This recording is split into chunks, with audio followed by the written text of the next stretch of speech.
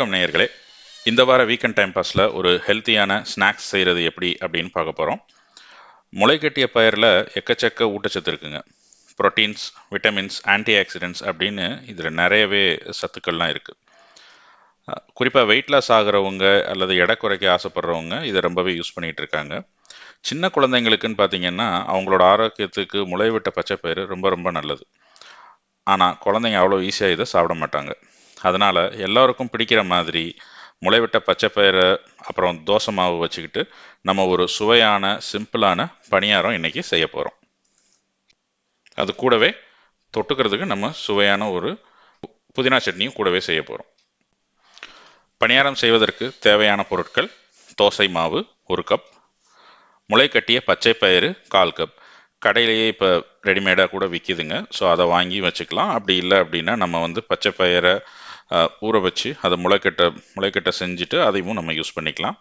பெரிய வெங்காயம் 2, கடுகு 1 ஸ்பூன், உளுத்தம்பருப்பு 1 ஸ்பூன், பச்சை மிளகாய் 2, கருவேப்பிலை 2 தண்டு, கொத்தமல்லி 2 தண்டு, உப்பு 1 சிட்டிகை, எண்ணெய் தேவைக்கு ஏற்ப.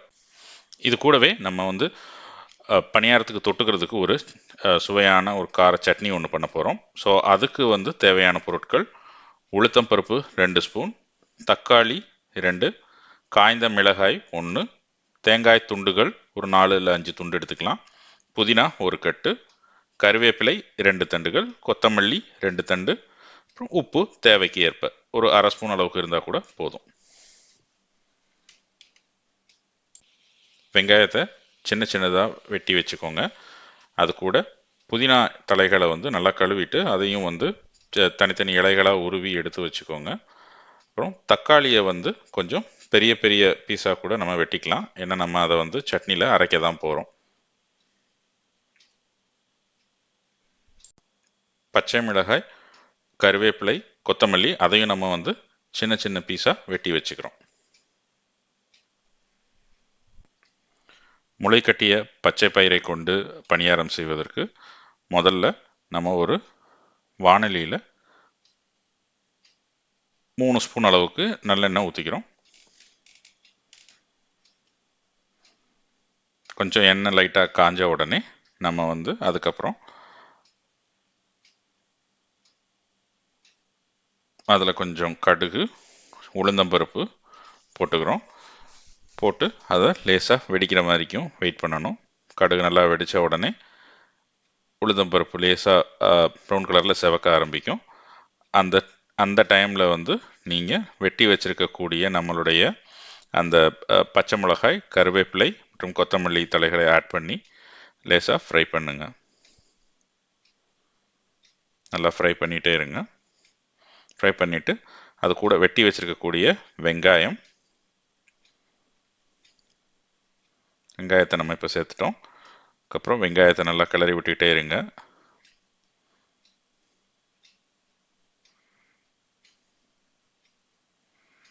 நல்லா மெல்லிசான ஒரு சூட்லேயே வச்சு நம்ம லேசாக கிளறி விட்டுக்கிட்டே இருக்கணும். ரொம்ப தீய விட்டுறாதீங்க. அது கூட நம்ம எடுத்து வச்சிருக்கக்கூடிய அந்த முளை கட்டிய பச்சை பயிரையும் நம்ம இப்போ அது கூட சேர்த்தாச்சு. சேர்த்துட்டு எல்லாத்தையும் நல்லா கிளறி விடுங்க.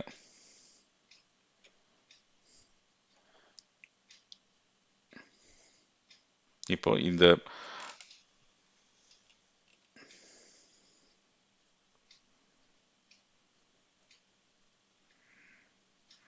கூட நம்ம லேசாக உப்பு சேர்த்துக்கிறோம். உப்பு நம்ம இந்த கரைசலுக்கு மட்டும் போட்டால் போதும். உங்கள் தோசை மாவில் ஏற்கனவே உப்பு சேர்த்துருப்பீங்க. ஸோ அதனால் நம்ம இங்கே புதுசாக நிறைய உப்பு சேர்க்கக்கூடாது. கொஞ்சமாக இந்த பயறு அளவுக்கு மட்டும் சேர்த்தா போதும். நிறைய சேர்த்துட்டோன்னா உப்பாயிரும்.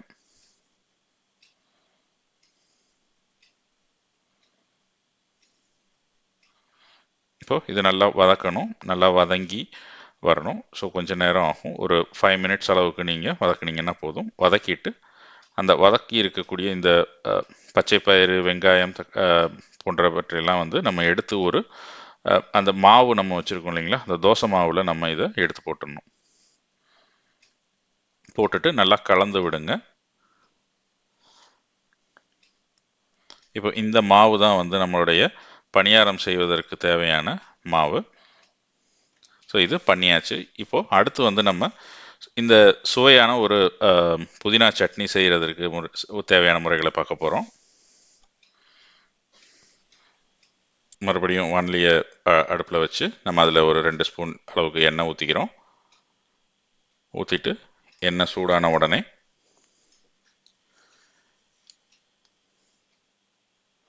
அது கூட இப்போ நம்ம உளுத்தம்பருப்பு, நம்ம எடுத்து வச்சுக்கக்கூடிய அந்த உளுத்தம்பருப்பு வந்து ஆட் பண்ணிக்கிறோம். இது ஒரு 2 ஸ்பூன் அளவுக்கு நம்ம எடுத்து வச்சுருந்தோம் இல்லைங்களா, அந்த உளுத்தம்பருப்பை எடுத்து நல்லா ஃப்ரை பண்ணுவோம். உளுத்தம்பருப்பு சட்னியில் ஆட் பண்ணிங்கன்னா கொஞ்சம் ஒரு மொறுமொறுப்பான ஒரு டேஸ்ட் வரும்.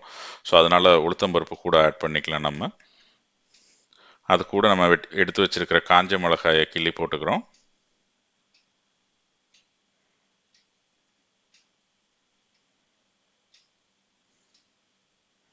அது கூட புதினா, நம்ம எடுத்து க்ளீன் பண்ணி வச்சுருக்க அந்த புதினா தலைகளை மொத்தமாக உள்ளே போட்டுடுறோம்.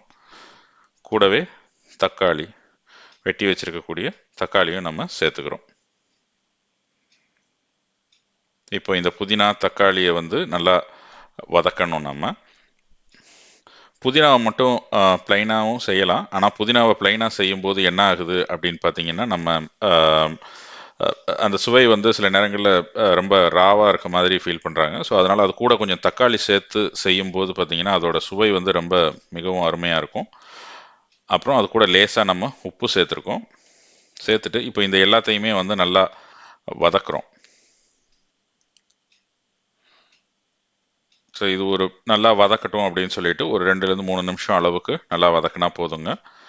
அது வதங்கட்டும். ஸோ வதங்கிட்டு இருக்கிற அந்த டைமில் வந்து நம்ம வெட்டி வச்சிருக்கிற தேங்காவை ஒரு மிக்சியில் போட்டு நம்ம அதை அரைக்க போகிறோம்.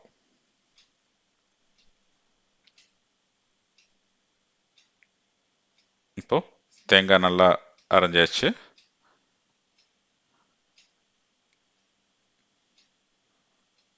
அரைச்சி வச்சிருக்கிற தேங்காய் கூட நல்லா வதங்கி இருக்கக்கூடிய அந்த தக்காளி, புதினா, உளுத்தம்பருப்பு அந்த கலவையை வந்து நம்ம அதில் சேர்க்குறோம்.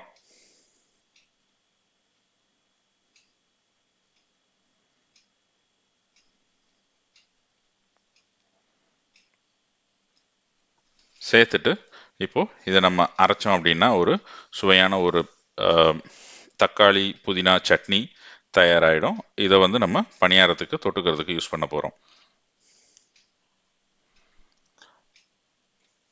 சட்னியை வந்து ரொம்ப சூட்டோடு போடக்கூடாது.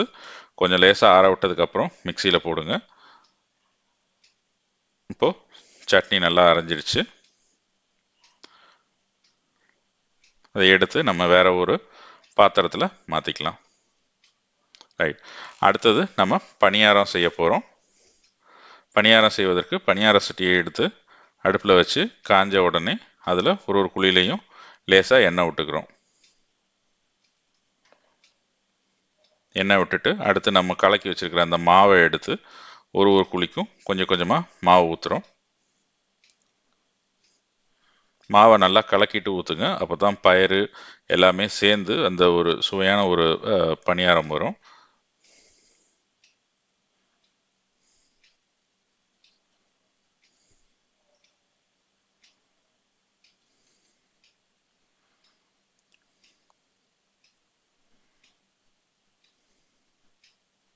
ஊற்றியாச்சு.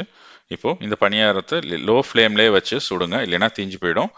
ஸோ கொஞ்ச நேரம் ஒரு ஒரு 30 செகண்ட்ஸ் 40 செகண்ட்ஸ் கழித்து இது நல்லா வெந்த உடனே நம்ம வந்து அதை திருப்பலாம். லேசாக திருப்பி போடுங்க. திருப்பி போடும்போது ஷேப்பு கொஞ்சம் அப்படி இப்படி ஆனாலும் பரவாயில்ல, திருப்பி போடுங்க. மறுபடி நம்ம திருப்பி போடும்போது அந்த அந்த ரவுண்ட் ஷேப்புக்கு வந்துடும்.